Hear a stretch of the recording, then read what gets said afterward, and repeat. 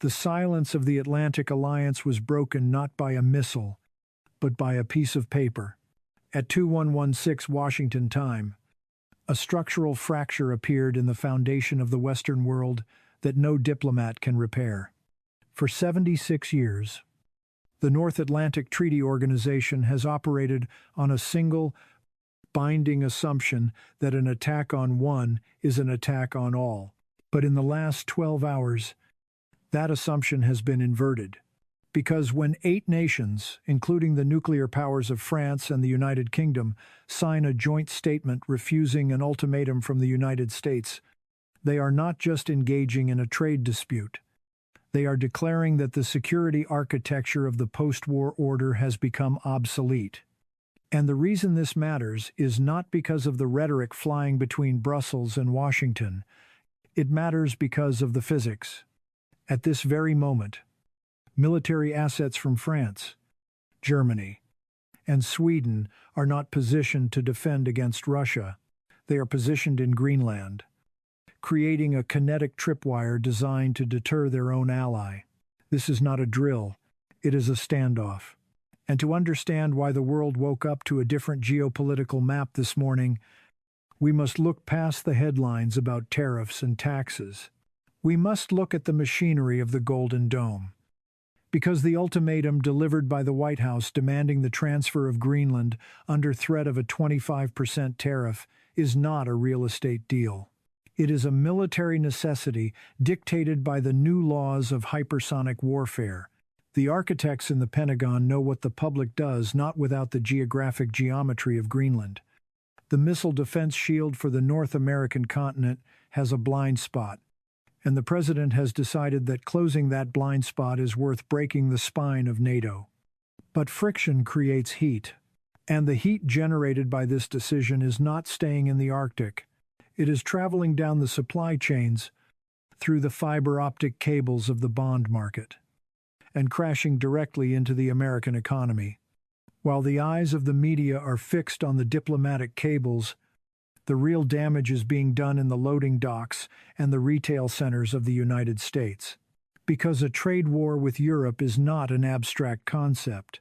It is a tax on the daily existence of the American consumer, and the timing could not be more lethal. The data emerging from the retail sector in the last 24 hours suggests that the domestic economy is already hollowed out.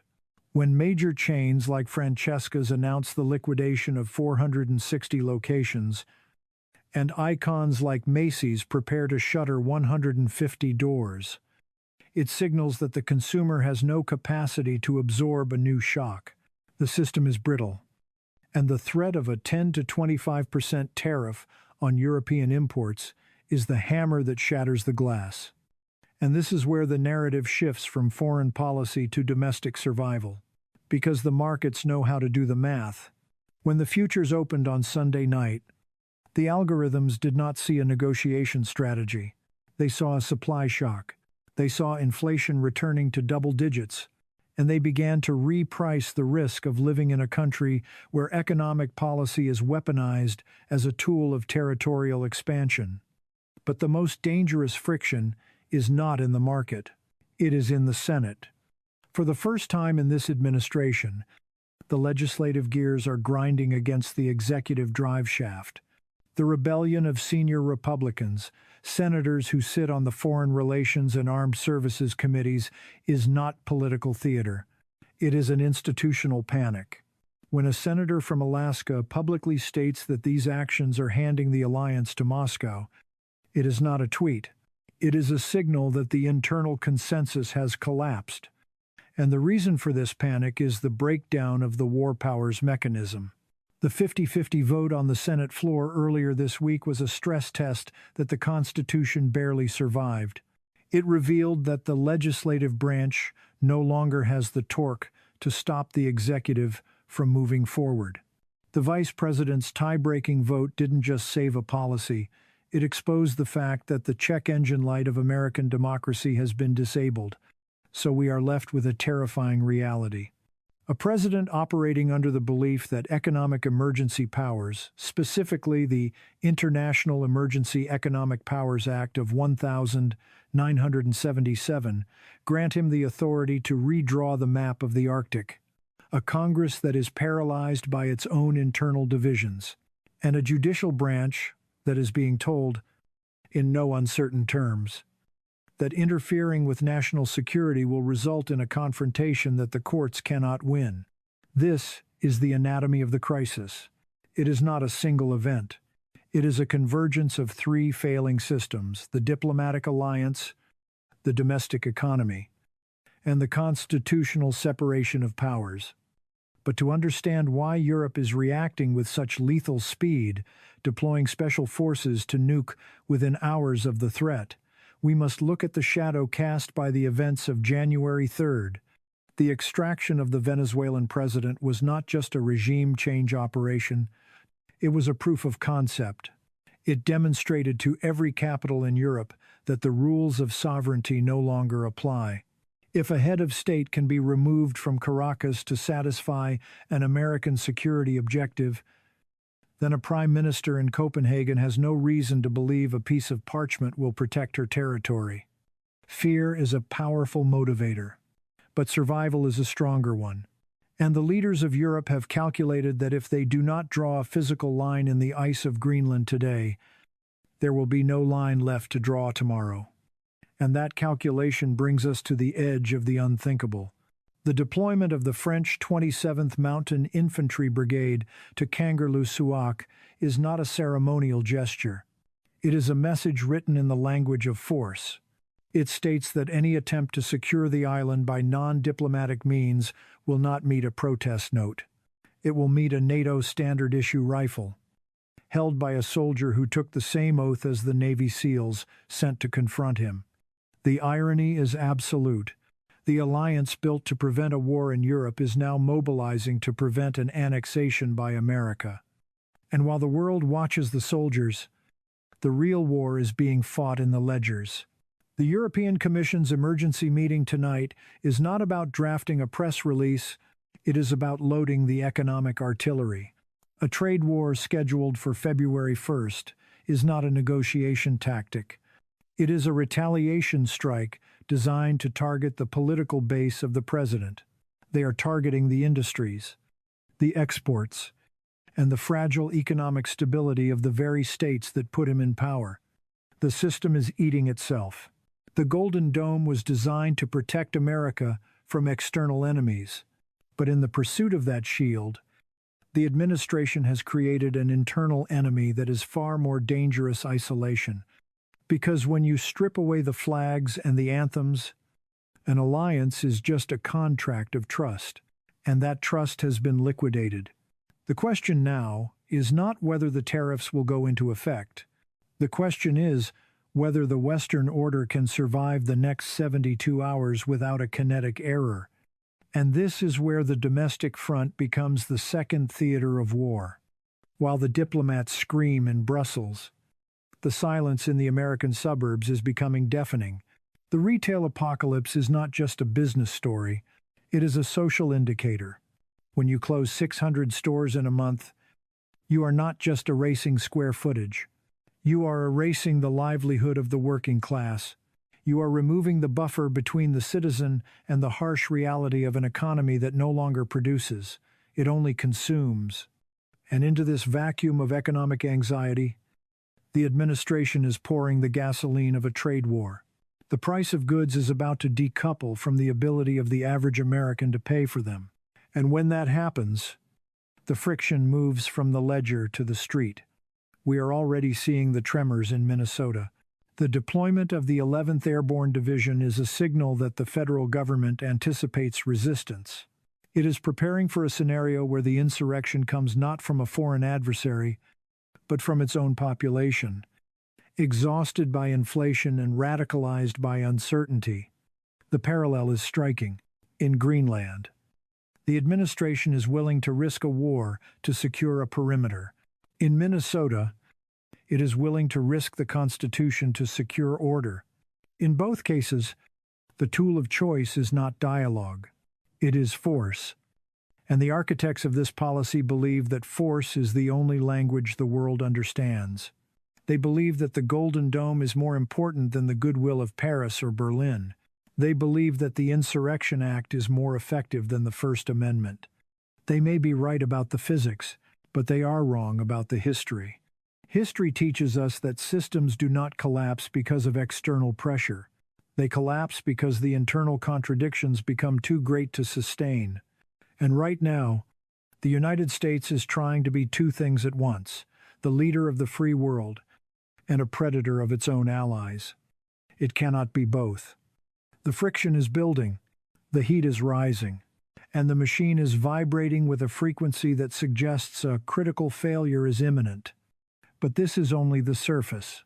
Beneath the ice of Greenland and the asphalt of Minneapolis, there is a deeper game being played, a game involving the Federal Reserve, the Supreme Court, and a secret legal theory that has been collecting dust since 1977. Because the true weapon in this conflict is not a hypersonic missile, it is the dollar. And the architects are about to find out that when you weaponize the reserve currency against your own friends, you do not just hurt their economy, you commit suicide on your own. And this brings us to the quietest, yet most dangerous room in Washington, the chambers of the Supreme Court. While the soldiers dig into the ice of Greenland, the justices are staring at a dossier that effectively asks them to legalize a dictatorship of the executive branch.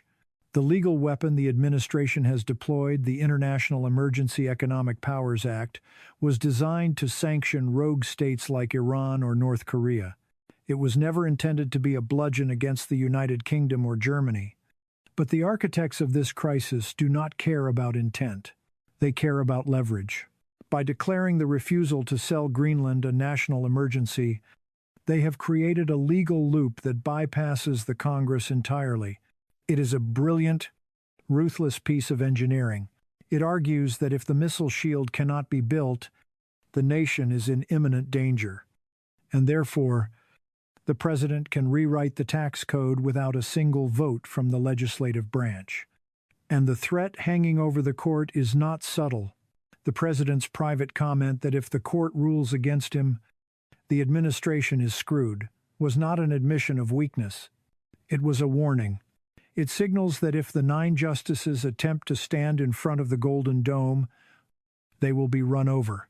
The administration is betting that the judiciary will blink. They are betting that the fear of a constitutional crisis is greater than the fear of a trade war.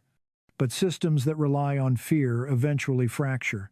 And the fracture is already visible in the one place where loyalty was supposed to be absolute, the Republican Party.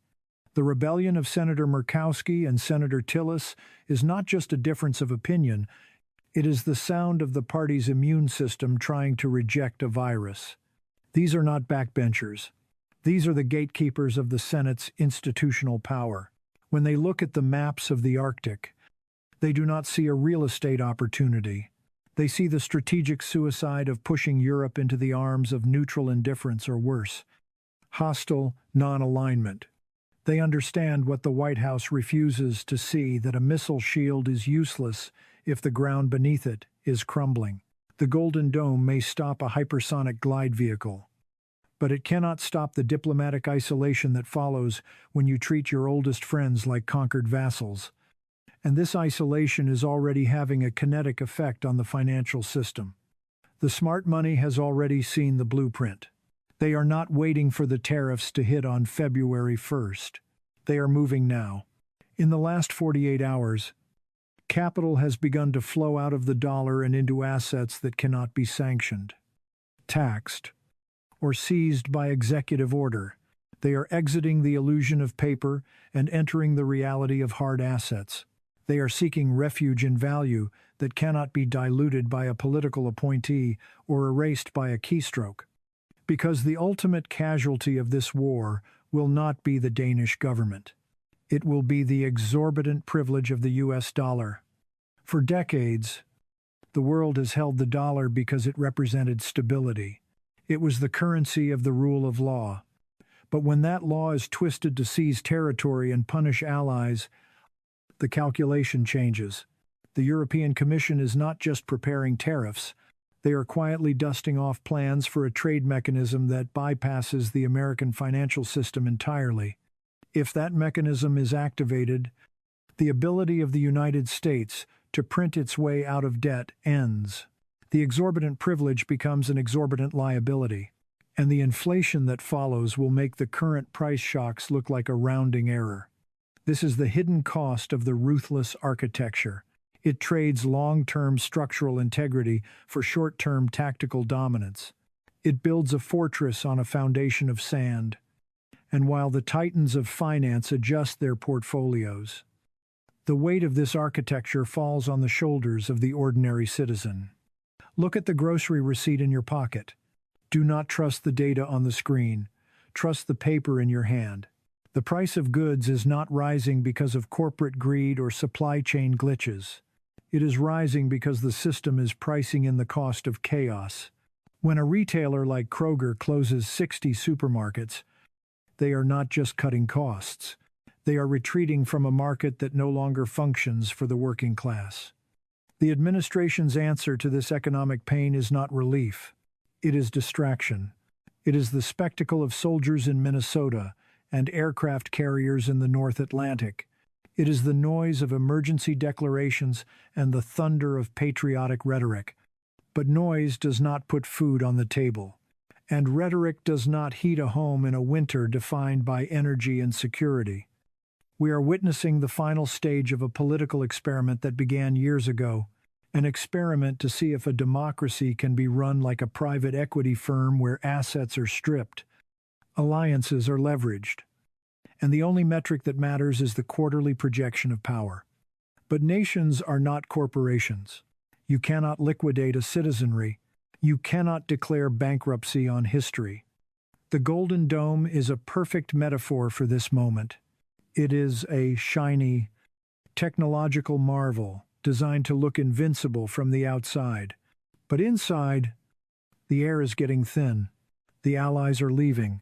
The currency is shaking. And the people are beginning to realize that the walls were not built to keep the enemy out. They were built to keep the reality in. So, the question that remains for the next 72 hours is not, will there be war? The war has already begun. It is being fought in the courtrooms, in the bond markets, and in the frozen waters of the Arctic. The question is, which pillar falls first? Will it be the economy, shattering under the weight of tariffs and debt? Will it be the alliance, snapping under the pressure of the ultimatum, or will it be the Constitution itself, finally buckling under an executive branch that recognizes no limit to its power? The architects have drawn their plans. The machine is in motion, but they forgot one variable in their calculus. They forgot that the system is made of people, and people, unlike gears, can choose to stop turning. The phone is ringing in the Senate. The files are open in the Supreme Court. The ships are steaming toward the line of contact. The history of the West is being written in these minutes, and the ink is wet.